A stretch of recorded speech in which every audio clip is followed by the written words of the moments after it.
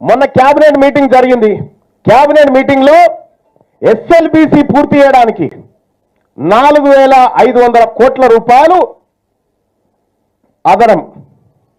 ఏది అంచనాల పెంపు. ఎందుకు జరిగింది అంచనా అంటే గత పాలకులు చేసిన తప్పు. గత పాలకుడు తప్పు చేస్తే బీసీఓలు కట్టాలన్నా ఈ పైసలు పోయి కేసీఆర్ ఇంట్లోకి గుంజుకరాపో, అవి వాళ్ళ ఆస్తులు తప్పు అయిపో. గత పాలకుడు అని ఎంత సింపుల్ గా చెప్తాడు. గత పాలకుల్లో ఎవరున్నాడా? మీరే కదా. గత పాలనలో పొంగులేటి శ్రీనివాసరెడ్డి గారు లేరా? గత పాలనలో పోచారం శ్రీనివాసరెడ్డి గారు లేరా? గత పాలనలో తుమ్మల ఇప్పుడు ఎవరున్నారు? ఈయనే ఉన్నారు కదా. వీళ్ళే మళ్ళీ గత పాలకులు అని చెప్తా ఉన్నారు. ఒక్క 4,000 కోట్ల రూపాయలు అంచనాలు పెంచారు. కానీ ఈ బీసీ బిడ్డలు చదువుకునే బడ్లకి ఎనడానికి ఒకనాడు అంచనా పెంచిరా?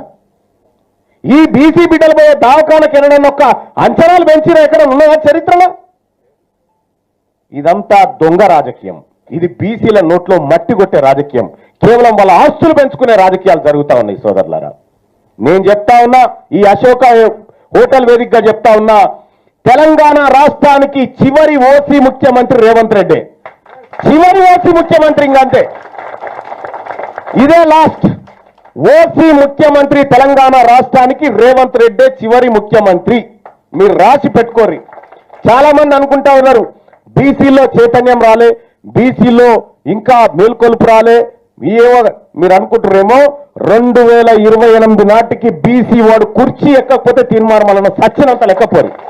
బాధతో చెప్తా ఉన్నా నేను ఈ మాట. ఎందుకు చెప్తా ఉన్నంటే నేను చేయబోతున్నటువంటి ప్రయత్నం, మనందరి సహకారంతో చేయబోతున్నటువంటి ప్రయత్నం ఏదైతే ఉందో ఈ ప్రయత్నం సక్సెస్ కావాలి. ఇప్పుడు వాళ్ళ ముంగట్టున్నది ఒకటే ఆప్షన్, తీన్మార్ మల్లన్నను కథమన్న చేయాలి, క్యారెక్టర్ అన్న దెబ్బతీయాలి. ఇప్పుడు వాళ్ళ దగ్గర ఉన్నాయి రెండే ఆప్షన్లు.